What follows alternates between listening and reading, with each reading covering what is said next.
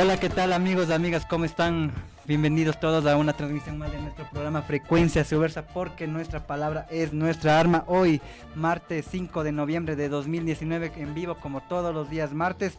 Aquí estamos en una emisión más de nuestro programa. Gracias a quienes nos sintonizan, ya sea por los 9:40 de AM de Radio Casa de la Cultura, o a quienes pasan en el celular todo el día y que se han descargado la aplicación en www.radiocasadelacultura.com, o a quienes ya nos están viendo y escuchando a través de nuestro fanpage de Radio Frecuencia Subversa en el Facebook Live. Hoy vamos a seguir con este análisis acerca de lo que nos dejó el paro, acerca de cómo se está construyendo la coyuntura nacional de nuestro país. Quizás hoy vamos a analizar un poquito más desde lo que sería el sistema político, desde las estructuras del gobierno, para lo cual tenemos hoy la grata y cordial presencia de un invitado muy especial. Estamos con Alfredo Espinosa Rodríguez. Él es licenciado en Comunicación Social por la Universidad Central del Ecuador. También es, investigador en estudios latinoamericanos, con mención en Política y Cultura en la Universidad Andina. Bueno, Alfredo, muchas gracias por venir. Gracias mil. Un saludo a todos los radioescuchas y a cada una de las personas que nos siguen y que siguen a este importante espacio de comunicación a través de Facebook Live. Bueno, gracias Alfredo. Entonces, bueno, comencemos, ¿no? Tú nos has propuesto analizar la democracia como tal, los partidos políticos, los movimientos sociales a partir de lo que fue esa época posterior al correísmo. A ver si desde ahí arrancamos el análisis, y para que después nos des también tu punto de vista de lo que fue el último paro nacional, ocurrido justamente allá hace un mes de lo que fue el paro nacional y el levantamiento indígena, y lo que todos ya sabemos. Gracias mil. Yo creo que es importante ir analizando este proceso de transición que vive el país. Este es un proceso de transición marcado por una baja institucionalidad, instituciones que están en proceso de fortalecimiento, pero que fueron debilitadas producto del autoritarismo correísta, por una parte, una democracia bastante cuestionada, diría yo, durante la época correísta, un sistema de partidos que no operó como sistema de partidos, y hubo la presencia de un partido predominante, y esto ocasionó, sin lugar a dudas, el fraccionamiento de los partidos políticos, pero sobre todo fue un escenario caracterizado por la criminalización de la protesta social. Venimos atravesando un escenario de 10 años marcado por la criminalización de la protesta social, el cuestionamiento al movimiento indígena, al movimiento sindical, ¿sí? a los movimientos ecologistas y de distinta índole, que hasta cierto punto han levantado una serie de reivindicaciones en torno al cuestionamiento del sistema y al modelo, el modelo económico y al modelo político que vive el país. Entonces aquí entramos en un dilema. ¿Cómo llegamos a establecer un modo de convivencia pacífica entre ciudadanos, Estado, partidos políticos, organizaciones sociales, cuando la coyuntura nos lleva a complejidades de carácter económicas, como lo mencioné, que generan sin lugar a duda espacios de conflicto que se pudieron trasladar y que pudieron ser visibilizados en el último paro que hubo, con una particularidad importante, ¿no? Creo que ese fue el momento en el cual en un momento en el cual resurge el movimiento indígena después de esta época, esta década perdida, en donde el correísmo trató de manera avasalladora de deslegitimar la lucha social. Vemos que hay un proceso de recomposición por un lado, pero también de deslegitimación por otro. O sea, creo que yo quiero dejar esta primera idea sentada en el escenario, ¿no es cierto? Y en cuanto al gobierno, también considero que estamos, y esto es un secreto a voces, y se lo pudo ver en el paro, estamos frente a un gobierno de distinto tipo al anterior. Este es un gobierno sin base social, no hay bases sociales en este gobierno. ¿Sí? Es un gobierno que se sostiene por unos buenos operadores en los sectores empresariales, económicos, que han hecho lobby de las medidas que intentó impulsar el gobierno. Entonces ahí viene otro tipo de cuestionamiento, ¿no? Un gobierno que está ejerciendo un presidente que está gobernando, pero ¿para quiénes? ¿No? ¿Para quiénes se gobierna? ¿Para quiénes se hacen las leyes? ¿En favor de quiénes? Creo que ese es otro punto que quiero dejar ahí, digamos, en el escenario, como para irlo desarrollando un poquito más a fondo. Bueno, antes de entrar a la cabina justo hablábamos de cómo llegó Lenín Moreno acá hacia la presidencia, ¿no es cierto? O sea, quizás en ese ambiente de fraude, pero como de ahí de poco se fue legitimando, especialmente con estos sectores que decías, como los empresariales, con las élites, a partir de funcionar por medio de sus intereses, ¿no? ¿Cómo explicar este cambio radical, ¿no? De alguien que iba con el discurso de la revolución ciudadana, pero que de un día para el otro, por así decirlo, cambia totalmente, radicalmente en su accionar? ¿Cómo podríamos explicar eso? Bueno, yo creo que son las ciertas coyunturas, ¿no? Las que se han venido dando. Por lo regular, estos gobiernos de corte progresista aquí en el país han iniciado sus mandatos aglutinando a un cierto sector de la izquierda en torno a ellos, ¿no? Con ciertas reivindicaciones, con cierta presencia y lucha histórica. Y en el transcurso del camino los han ido dejando de lado. Eso pasó con Correa en su momento, que dejó de lado a algunas organizaciones de la izquierda, ¿no? Y fue vinculándose más a sectores, no de la derecha tradicional, sino de una derecha de distinto tipo, ¿no? Sectores empresariales de distinta estirpe a los que estaban asociados a la partidocracia. Y lo que ha hecho el actual gobierno es eso, ¿no? Arrancó bajo la venia de Correa, ¿sí? Y poco a poco se ha ido desmarcando. Y lo que hemos visto en estos poco más de 2 años es un desmarcamiento casi total en la verbalización de los discursos en cuanto a la década perdida, pero que todavía deja ese sinsabor de que hace falta más por hacer en cuanto a los hechos. ¿Sí? ¿Y a qué me refiero con esto? Me refiero a que no basta con criticar 2 años y medio y decir que todo fue culpa de la década perdida, ¿no? Porque estamos 2 años y medio y vemos que todavía los esfuerzos que se están haciendo por recuperar lo perdido no son lo suficientes. El dinero de la corrupción no es recuperado, la corrupción sigue en el país, eso es un fenómeno social, ¿no es cierto?, de toda índole, pero además de eso vemos que hay ciertas prácticas que continúan ejecutándose, que de una u otra manera terminan cayendo, cayendo, digamos, sobre los sectores sociales. Lo vimos, ¿no? Fue uno de los motores que impulsó el paro. Claro, importante tener en cuenta ese, digamos, ese contexto medio histórico, ¿no? Creo que todavía, no sé, es mi parecer, como que todavía es como que prematuro, no sé si hacer un análisis de lo que incluso significó el mismo correísmo, ¿no? Creo que, como yo mismo le he mencionado en anteriores programas, vamos a tardar muchos años, quizás, no sé si sea el término adecuado, en analizar un poquito más objetivamente y sin tantas pasiones lo que fue el correísmo como tal, ¿no? Creo que un fenómeno casi igual sería como el velasquismo, creo, para tenerlo ahí. Velasco era un populista. Correa se convirtió en un caudillo. Ujú. Correa se convirtió en un caudillo, ¿no? Un caudillo acaparador de todo. Entonces, son fenómenos que tienen sus particularidades, ¿sí? Que estoy de acuerdo con lo que tú mencionas, merecen un análisis mucho más específicos y a profundidad.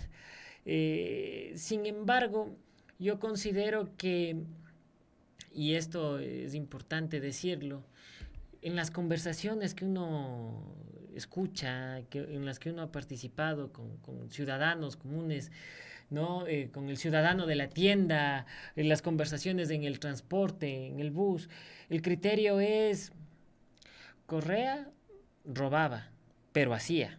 Ujú. Ahora ni se roba o se roba, pero no hacen, Claro, ¿no? Entonces, interioricemos un poquito eso, ¿no?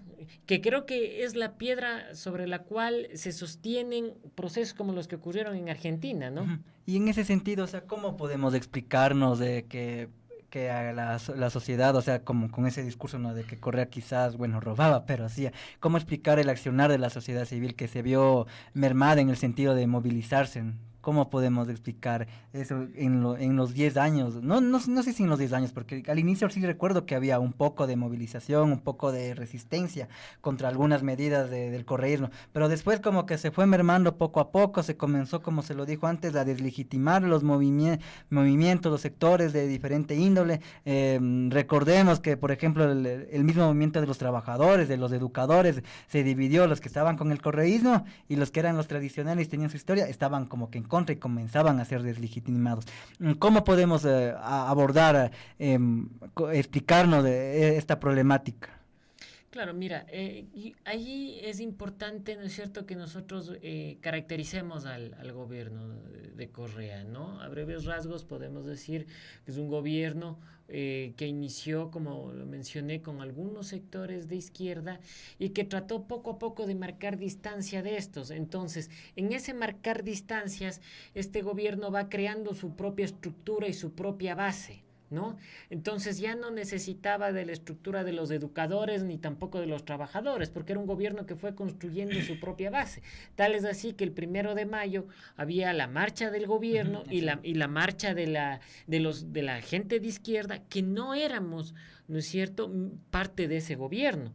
Entonces, indistintamente de que en la una haya habido sándwiches, en la otra buena voluntad, sí, pero los operadores eran los que terminaban definiendo este asunto, ¿no? ¿A qué me refiero con esto? Es a que los operadores correístas eran los encargados de crear estas estructuras, estas bases, ¿no?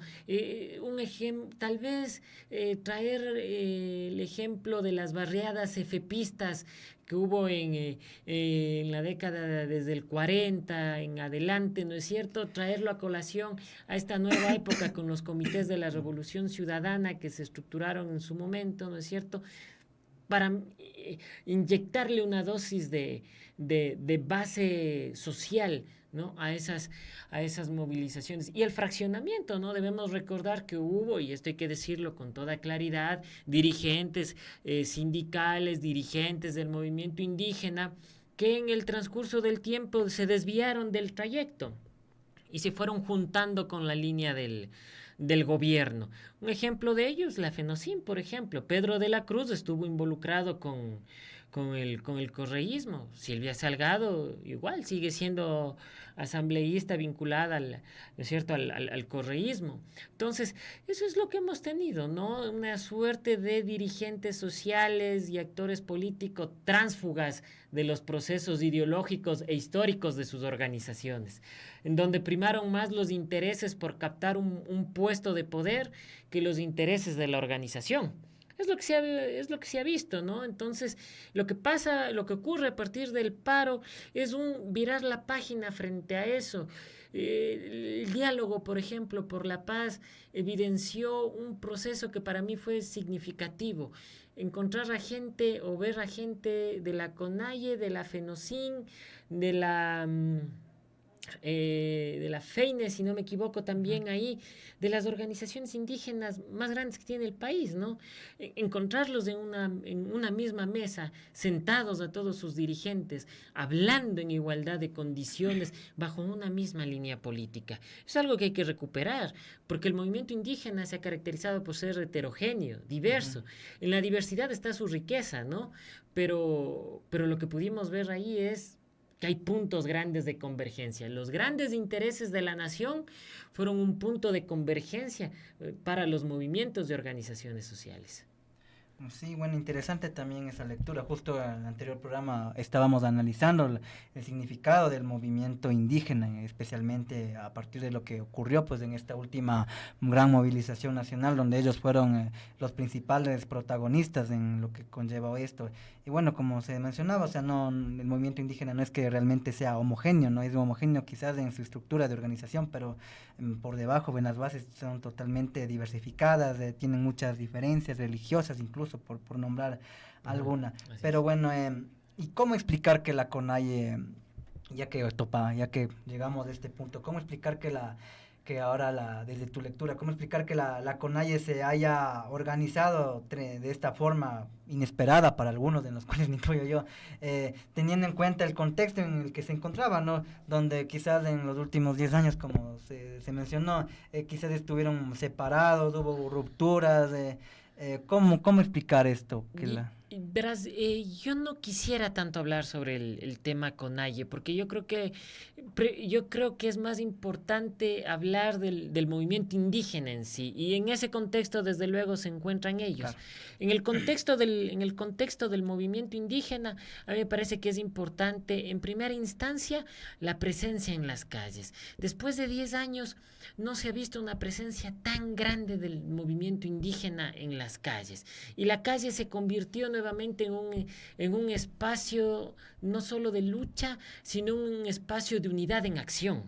¿No? Entonces, no solo fue el espacio del movimiento indígena, fue el espacio de estas diversidades étnicas, de estas diversidades políticas, de estas diversidades y diferencias, ¿no?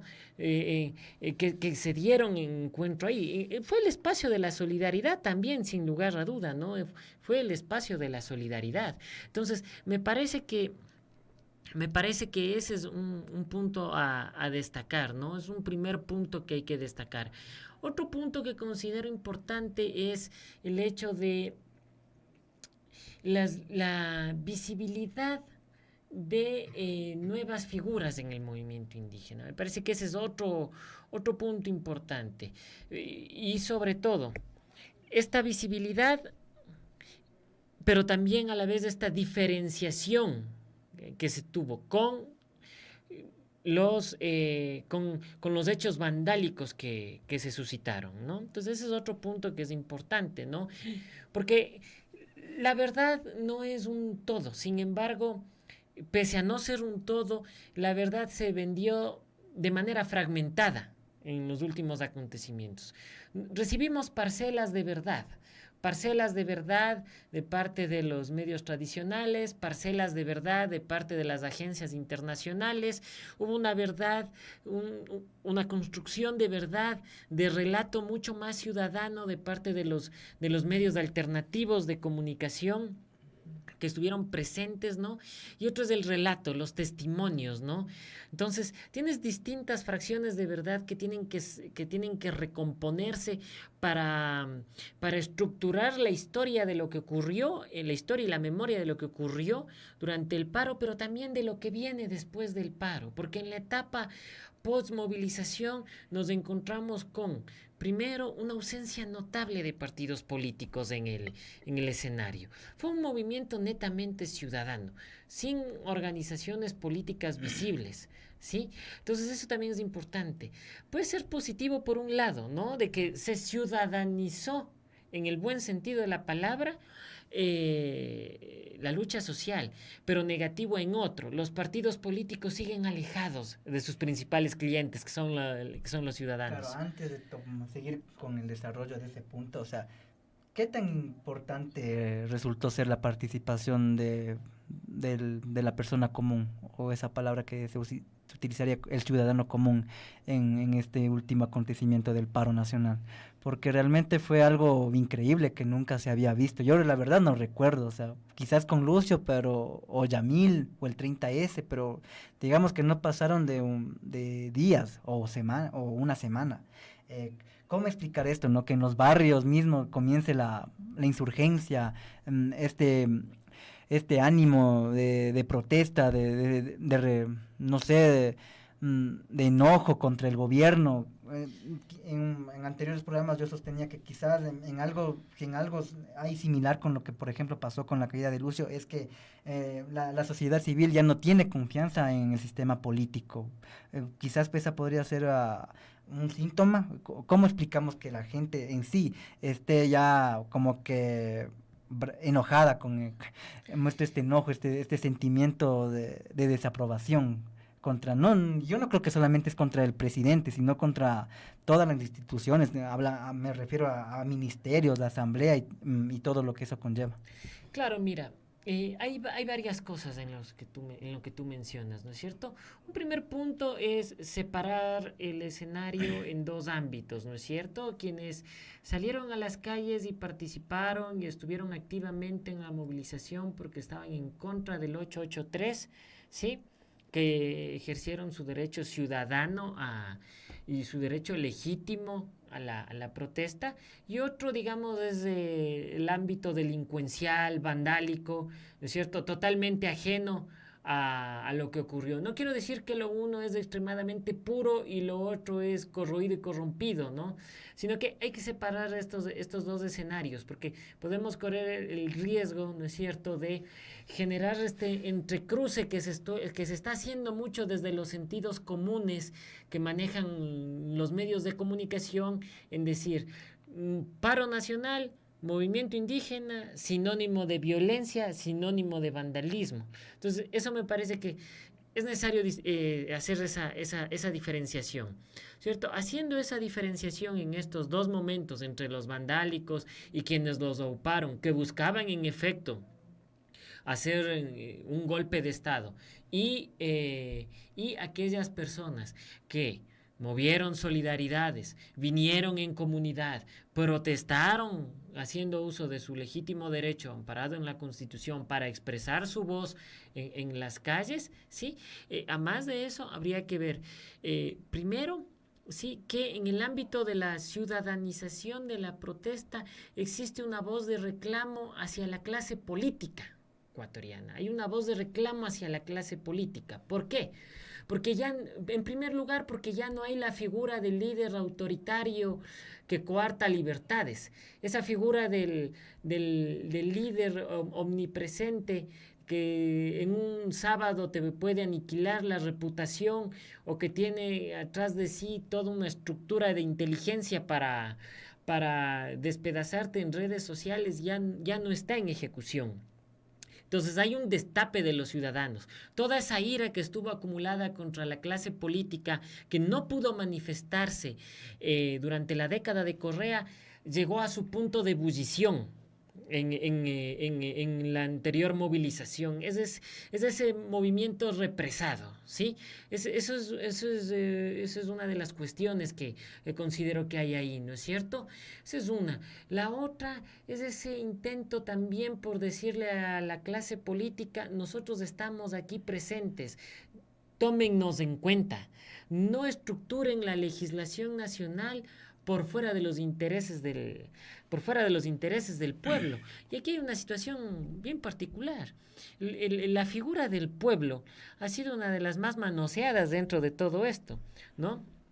Porque para unos, ¿no?, el pueblo eran aquellos que estaban en la alcaldía de Guayaquil, ¿no?, reunidos, y lo voy a decir con total frontalidad, lo expresé en un artículo que escribí, reunidos entre aristócratas, oligarcas y guacharnacos en la alcaldía de Guayaquil, con un llamado bastante cuestionable, ¿sí?, a movilizarse en pro de la paz, cuando en realidad se terminó haciendo un mitin político para un precandidato a la presidencia de la República, que no tenía nada que hacer en la alcaldía de Guayaquil, ¿no es cierto? Entonces ahí se empezó a estructurar una figura de pueblo. Ese era un pueblo, el pueblo guayaquileño, o un tipo de pueblo guayaquileño, el que estaba ahí. O el que estaba aquí en las Shiris. ¿Cierto? Otro era el tipo de pueblo que estaba en las Shiris, que que construía una figura, yo diría bastante distante muy distante a la figura tradicional del quiteño, ¿no? Y de la capital. Porque la quiteñidad y Quito se han construido en términos de rebeldía, de histórica rebeldía frente al poder. Entonces la figura de La Paz, vamos, no es que los quiteños están aupando la violencia, sino que la figura de La Paz es un tanto disonante con lo que estaba viviendo en ese momento el pueblo, ¿no? No es que paz para ya no violencia, es que se necesitaba paz, sí, pero paz en acción, no paz en inercia, ¿sí? Esta ha sido la ciudad que ha tumbado gobiernos y gobiernos de distinta estirpe, todos los que aplicaron la receta neoliberal. Entonces, la receta neoliberal tradicional, ¿no? Entonces, ese es otro punto que es importante mencionar. Entonces, uno era el pueblo de las Shiris, ¿no? La clase media que hace un llamado, clase media, media alta, que hace un llamado a la paz, ¿no es cierto? Ajeno a este contexto. Y el otro es el pueblo, ¿no? El pueblo constituido como una comunidad en base a solidaridades que se evidenciaron en la acogida que recibió la gente en las universidades, los estudiantes universitarios, el movimiento indígena, de trabajadores, mucha gente que empezó a movilizarse, ¿no? En torno a ello. Y otro, sin lugar a duda, es esa figura malhadada que vimos de la violencia y de la delincuencia. Entonces, vamos, el concepto de pueblo ha sido muy manoseado dentro de todo este escenario. Claro, importante en esta intervención quiero resaltar dos puntos, o sea, ese concepto vacío del pacifismo, ¿no? Que desde los mismos medios de comunicación intentaron insertarnos en nuestro imaginario, ¿no? Como la paz, pero ¿para quién? O paz en función de quién, creo que era el mensaje, ¿no es cierto? Ya sabemos para quién. Lo que quiero que ahora nos profundice serían los actores políticos, cómo estos llegaron a funcionar, ¿no? Por ejemplo, bueno, dicen que quizás por ahí Rafael Correa, bueno, el mismo Moreno lo dijo en varias cadenas nacionales, que Correa era uno de los principales responsables de que esta movilización se haya llegado a realizar, que tenía ayuda de Maduro, de Rusia, de China, y que por eso llegó a darse este gran paro nacional, según el presidente Moreno y sus colaboradores. Hablamos también de Jaime Nebot, igual. Aquí en Quito también hubo bueno, no voy a usar el término, pero como que hubo una actuación medio alegórica de ciertos personajes, ¿no? Empezando por el mismo alcalde, una extraña comisión de candidatos a alcaldes, de exalcaldes que se pronunciaron. ¿Cómo analizar el papel de estos actores políticos? Ahí me olvidaba, o sea, de Rafael Correa mismo, ¿no? Que ahí por el Twitter estaba interactuando, por entrevistas a medios internacionales. ¿Cómo analizamos el papel y el rol de estos actores políticos? Claro, yo quiero empezar por lo último, ¿sí? Me parece que lo que se vivió aquí en Quito fue un estado de orfandad, ¿sí? La capital estuvo en orfandad, ¿sí? Una orfandad que vino de parte del gobierno y terminó en la alcaldía. Esta ciudad estuvo huérfana de autoridad, estuvo huérfana de representación, y en ausencia de representación es que también se empieza a dar esta ebullición de actores que empiezan a participar. A falta de un alcalde que tome liderazgo y que tome las riendas de la ciudad con un pronunciamiento político frente a esto, hubo candidatos que se manifestaron, ¿no? Que se manifestaron exhortando a que exista una opinión de parte de la municipalidad. Hubo otro tipo de actor. El gobierno mismo dejó en orfandad a la capital, ¿no? Y trasladó el centro de la política a Guayaquil. En un hecho inverosímil, traslada el centro de la política a Guayaquil.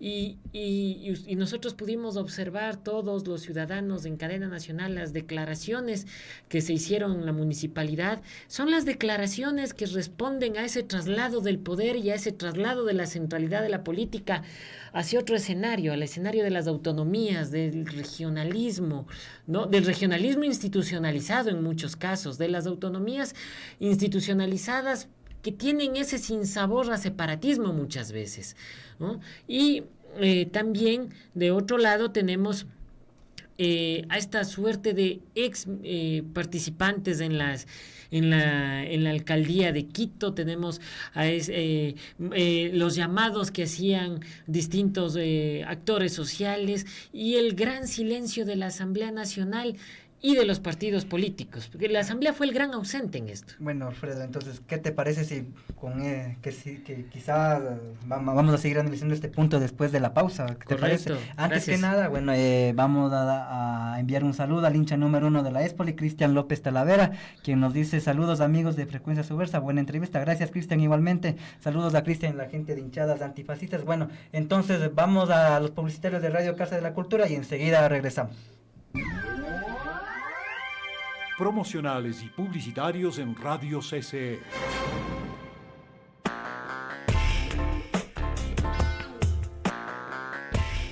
Arco Minero del Orinoco, de Ana Nobrega. Se expone en la Casa de la Cultura Ecuatoriana. Los 35 cuadros de mediano y gran formato que están dirigidos a personas con discapacidad visual. Se inaugurará el jueves 7 de noviembre a las 7 de la noche en la Sala Eduardo Kidman y Osvaldo Guayasamín de la Casa de la Cultura. La exposición Arco Minero del Orinoco permanecerá abierta hasta el sábado 30 de noviembre de 9 de la mañana a 5 de la tarde, de martes a sábado. La entrada es libre.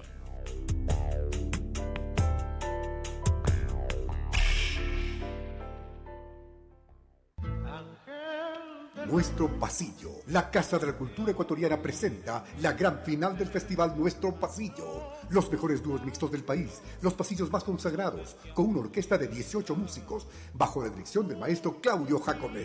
Domingo 10 de noviembre en el Teatro de la Casa de la Cultura a las 16:30. Artistas invitados: Marco Villota, Los Corazas, Paulina Tamayo y el Coro Infantil Guaguas Cantores. Entradas a la venta, boleterías del teatro y en buenplan.com.es.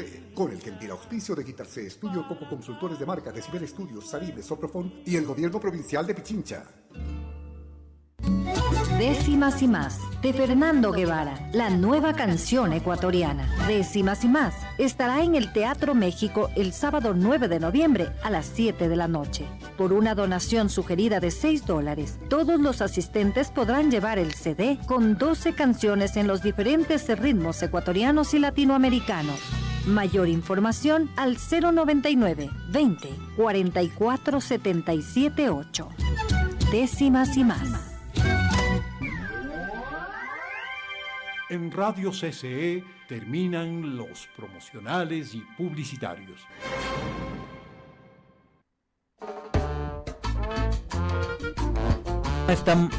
Estamos aquí de regreso en Frecuencia Subversa, porque nuestra palabra es nuestra arma. Seguimos con nuestro invitado Alfredo y bueno, estamos aquí en una entretenida conversación, un análisis minucioso de lo que nos ha dejado todavía este paro nacional con diferentes actores sociales, y nos quedamos en la parte de los actores políticos, con lo que conllevó algunos intereses por ahí de ciertos personajes, de alcaldes, de ex candidatos, bueno, toda una alegoría como lo veníamos indicando, y especialmente nos quedamos ahí en esa parte de la ausencia de un organismo que se supondría que tendría que estar actuando, como era la Asamblea Nacional. Y quería ahora que nos indiques de qué tan importante pueden llegar a ser las intervenciones, como por ejemplo fueron las de Neboda ahí en Guayaquil el 9 de octubre, y la de Correa, ¿no?, a través de las redes sociales y de su intervención en medios internacionales. Claro, yo creo en primer lugar que fue desatinado el discurso del exalcalde Neboda. Fue un discurso desatinado. No fue, en términos políticos, y tratando de ser lo más objetivo posible, fue un discurso desatinado. Fue un discurso adecuado para alguien que pretende ser candidato o que quiere ratificarse a nivel cantonal, candidato cantonal o líder cantonal. Pero para una persona que tiene proyección nacional, estuvo totalmente desatinado, ¿no? Digámoslo, el proceso electoral de 2021 muy probablemente me va a dar la razón si es que el señor Nebot decide candidatizarse, ¿no? Yo creo que él laceró su propia imagen, incluso después, cuando él pidió disculpas al movimiento indígena con una carta Vamos, que demostró su desconocimiento sobre la representatividad de los pueblos, nacionalidades indígenas del país, ¿no es cierto? Entonces, eso por una parte. Por otro lado, creo que Correa se refugió en el único espacio en el cual le da cabida a cierta parte de la opinión pública y cierta parte de sus seguidores, que son las redes sociales y ciertos medios de comunicación aliados, ¿no? Digamos, Twitter se convirtió en el refugio de Correa, ¿no? Y aquellas personas que buscaban información frente a lo que estaba sucediendo, pues seguían la cuenta oficial de este ciudadano, pero más allá de eso, no creo que, no, mi criterio muy personal, ¿no? Mi criterio muy personal es que más allá de incitaciones, discursos tendientes a la desestabilización, para tratar de emular escenarios como los ocurridos digamos, como los que se pretendía que ocurran en el país y similares a los de otros países, era algo que no iba a ir más allá no había las condiciones necesarias ni una base social fuerte, y sobre todo no había el dinero, no había la presencia del Estado candidato que movía gente para generar las contramarchas, para generar las contramovilizaciones, para generar esa suerte de guerra pueblo contra pueblo, que era a lo que Correa les tuvo allanado, a lo que nos allanó durante 10 años, ¿no? Tú me sacas una marcha, perfecto, no hay ningún problema, yo te saco otra, ¿no? Y la otra es más grande, y junto a esa tienes un equipo comunicacional y todo un estado de propaganda que se encarga de deslegitimarte a ti como malo y yo como bueno. Claro, y bueno, pero bueno, hay muchos que sostienen que el correísmo es como que una masa, pero en función del momento electoral, dicen muchos, ¿no? Esto, claro. Por ejemplo, con lo que pasó en las últimas elecciones, donde, por ejemplo, su candidata, Luisa Maldonado, si no me equivoco, quedó en segundo lugar, algo que dejó sorprendidos a muchos. Sin embargo, ¿tiene el correísmo aún bases sociales para estar ahí presente en el escenario político? Bueno, lo demostró, ¿no? Las últimas elecciones demostró eso en las elecciones para prefectos tanto de Manabí como de Pichincha. Tiene un voto duro, es el voto duro del correísmo, sí, pero es el voto duro sin los recursos económicos, sin el estado de propaganda. Hay una cuestión adicional a eso, ¿no? A mí lo que me preocupa, y lo digo con sinceridad, es que los desatinos que se están dando de parte del gobierno pueden terminar haciendo que la gente siente ese anhelo de autoridad o de autoritarismo que tenía Correa, y que los principales promotores no solo del retorno de la figura Rafael Correa, sino del retorno de la figura correísta per se, provengan del gobierno, ¿no? Y que se dé un escenario a la Argentina en donde los desatinos de Macri en el manejo económico, político, social, terminaron o dieron lugar a que y lo digo nuevamente con franqueza, a que una banda delincuencial organizada bajo la figura de partido político como es el kirchnerismo, ¿no es cierto?, suba al poder y capte ese sentido de rebeldía, de resentimiento de estas masas olvidadas, ¿no?, por los gobiernos, que en definitiva terminan gobernando para las élites. Ese es el peor de los errores que puede ocurrir. Todavía creo que el gobierno puede rectificar eso, ¿sí? Al menos si no queremos que se repita la historia de la década anterior, y los ciudadanos, y qué bueno que se dé este espacio, debemos reflexionar en qué tan permisivos somos con la corrupción, ¿no? Porque es tan lamentable escuchar a los ciudadanos, como lo mencioné antes, que digan, no importa, él hace obras, que robe, él no hace obras ni roba. O sea, no roba ni hace obras. Entonces, es lamentable, ¿no? Es como que la corrupción, el robo forma parte de la idiosincrasia. Entonces, la gente se conforma o se conformaría con hospitales sin medicinas, pero hay la infraestructura, hizo algo. Con carreteras para el extractivismo, para la minería a cielo abierto, para la extracción de ¿cómo se llama?, de productos, ¿no es cierto? Pero, vamos, o sea, hay carreteras, ¿no es cierto? Entonces, es uno de los problemas que yo identifico aquí. Ojalá el escenario cambie y que las propuestas serias sean las que permitan visibilizar nuevas figuras políticas, porque los ciudadanos están cansados de la clase política actual. En esa medida, ¿qué panorama nos espera para este año que ya prácticamente, como lo mencionábamos en programas anteriores, ya es el inicio de una nueva etapa electoral, ¿no? Ya los actores ya comienzan como que ahí a enmarcarse por sus lados, ya comienzan a tener pretensiones de llegar ya a formalizar una candidatura. ¿Qué panorama nos espera? Y yo quiero añadir algo porque, bueno, ahora, después de lo que fue el paro, ha habido muchas lecturas, ¿no? Como muchos tienen la posibilidad de que esto sea el retorno a tipo Argentina con el kirchnerismo, ¿no? Donde puede haber figuras fuertes, en este caso sería del correísmo, participando. Y hoy hay una que me llamó la atención y que parece descabellada, pero es posible después de pensarlo. Quiero comentarlo. Decían que muchos que quizás con este ambiente de saqueos, de desorden social, crean que sea el escenario oportuno para que alguien como Bolsonaro llegue. Yo leí una publicación así, ¿no? Que decían que alguien de derecha, alguien autoritario en esa línea llegue y se postule como presidente. ¿Qué escenario nos esperaría? Bueno, que se postule puede ser. Que gane, no me atrevería a decirlo. Y te voy a explicar por qué. El paro marca un antes y un después, ¿no es cierto? Antes de la movilización, la transición a la democracia y al fortalecimiento de las instituciones estuvo inclinando la balanza hacia la derecha. La gente estaba hastiada del correísmo. El ciudadano estaba cansado en buena medida de eso, ¿sí? La clase política también. Entonces, digamos, el escenario daba para que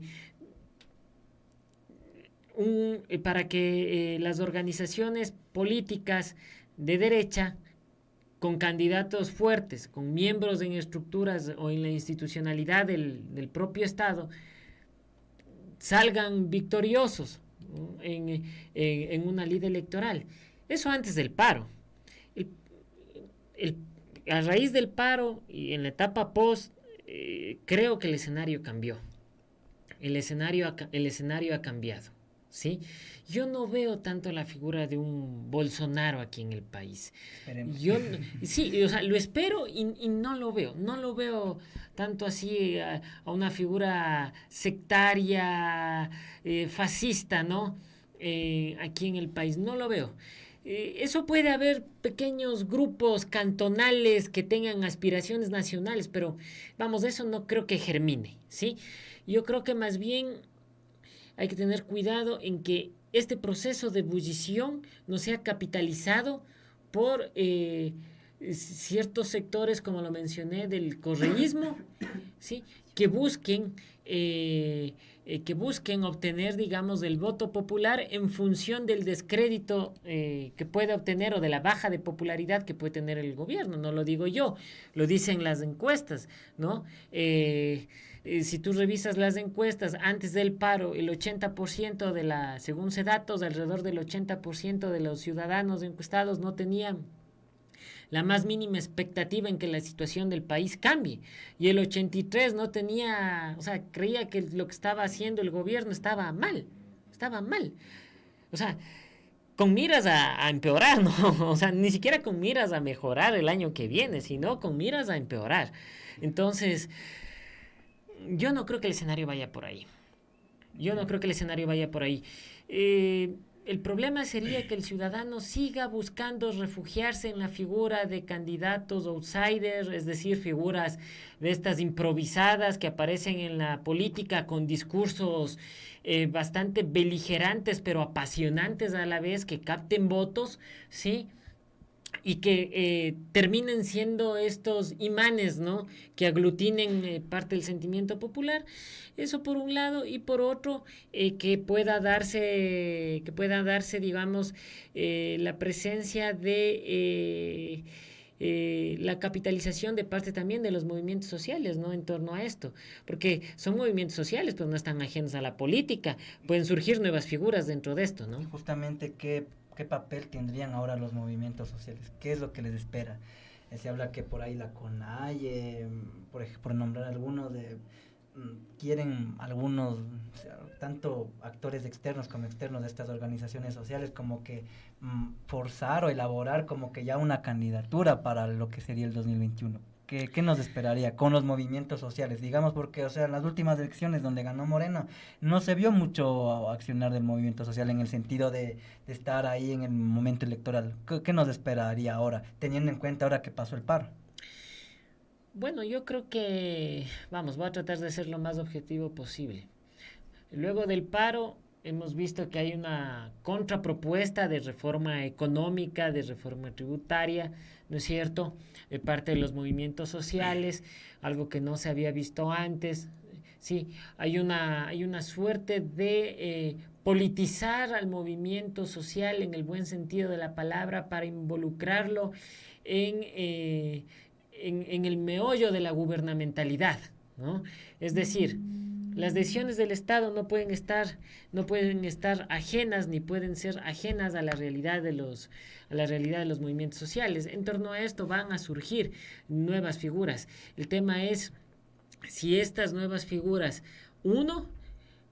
de quiénes se van a rodear, ¿no? Quiénes van a ser las personas que van a estar detrás de, y que esto no termine siendo una suerte de yo inicio haciendo campaña con los movimientos de izquierda, inicio mi gobierno con ellos y después lo ejecuto con la derecha, que ha sido tradicionalmente lo que hemos visto en este país, ¿no? O que también se mantenga un proceso permanente de diálogo entre las bases y los dirigentes, que eso también es importante. El momento del paro ya finalizó.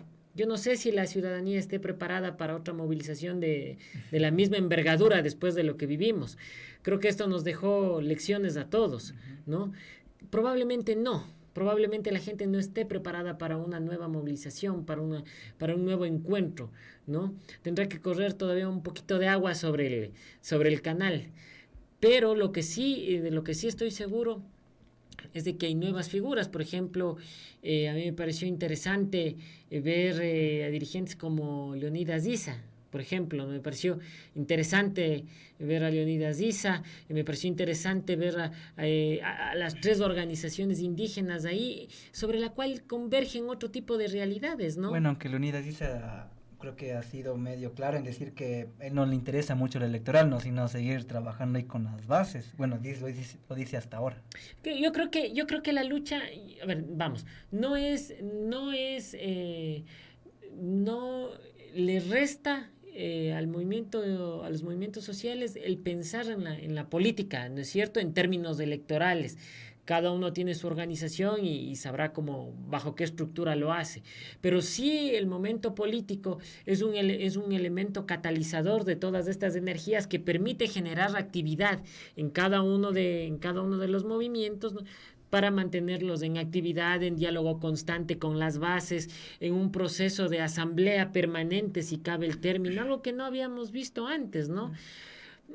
Hemos perdido, esto nos ha demostrado que perdimos la memoria histórica de las luchas, de los movimientos indígenas, del movimiento social, de la década de los 80, de los 90, primeros años del 2000, y estamos como que recuperando esa memoria, ¿no? Estamos teniendo que retrotraernos y revisar en retrospectiva las páginas de la historia para ver cómo fueron esas luchas, ¿sí? Porque la gente, los jóvenes, por ejemplo, ahora muchos de ellos no tienen memoria de lo que ocurrió antes. Entonces, para ellos, lo que pasó hoy, después de una década de gobierno autoritario, es algo inédito, ¿no es cierto? Salir a las calles, autoconvocarse era algo inédito. La gente utiliza el WhatsApp y las redes sociales para cualquier otra cosa.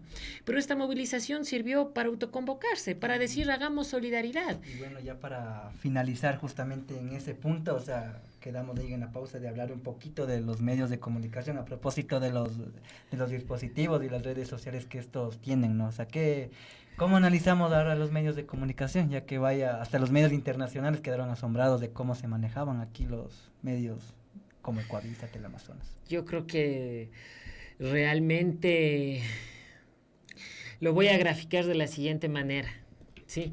Hubo una minga que se hizo en la etapa post-paro, post-movilización, y creo que las coberturas que realizaron algunos medios de comunicación tradicionales no fueron bien vistas.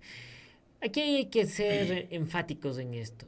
La ciudadanía utilizó los canales alternativos de comunicación para mantenerse informado sobre lo que estaba ocurriendo. Por eso quiero retomar la idea de esta reconstrucción de la verdad, ¿sí?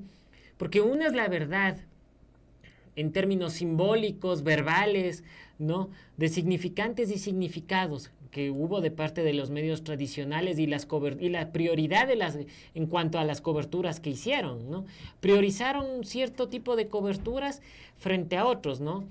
Cuando hablamos del derecho a la libertad de expresión y de derechos humanos, no podemos ser discrecionales con eso. No es que yo defiendo los derechos humanos y de la comunicación en tiempos del correísmo y en los actuales momentos no los defiendo. Tengo que defenderlos sin lugar a duda. Entonces, hay que resaltar el papel que ocuparon, por ejemplo, Guambara Radio, este espacio, Radio La Calle, distintos medios de comunicación que estuvieron donde las papas queman, informando a la ciudadanía sobre lo que pasaba. Un periodismo de carácter ciudadano. Otro fue el periodismo tradicional, ¿no es cierto?, que nos informaba, y si tú te das... en distintos tiempos, pero si tú te das cuenta, a raíz, ¿sí?, de la concentración que hubo en el Ágora de la Casa de la Cultura y el desafortunado accidente que sufrió un periodista, las coberturas se incrementaron mucho más hacia un tipo de relato, ¿no? Era un tipo de relato el que copaba, ¿no? El relato de la defensa de la institucionalidad del Estado, ¿no? Versus otro tipo de relato, ¿no es cierto? La construcción de un pueblo y de una ciudadanía en la calle.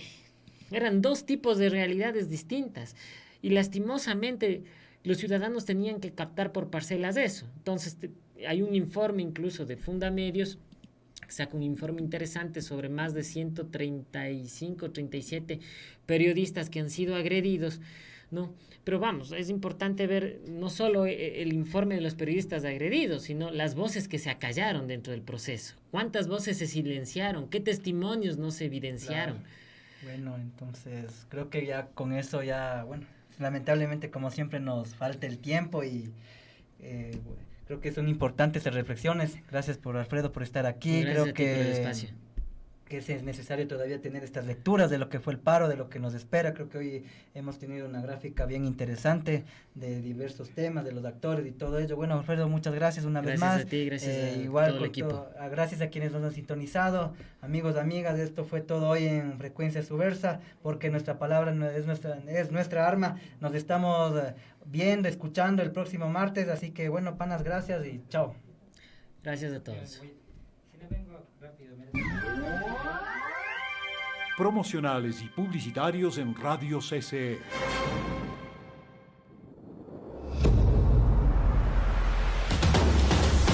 El camino a Loja llega a Sucumbíos. Prepárese para acompañar al joven Amaru en un viaje existencial desde las entrañas de la selva para encontrarse con sus antepasados a través de la obra de estreno. Semilla Ancestral de Vida, de Patricia Galarza Zurita. Semilla Ancestral de Vida se estrena el miércoles 6 de noviembre a las 7 de la noche en el Parque Recreativo de Nueva Loja. También se presentará el jueves 7 de noviembre a las 7 de la noche en el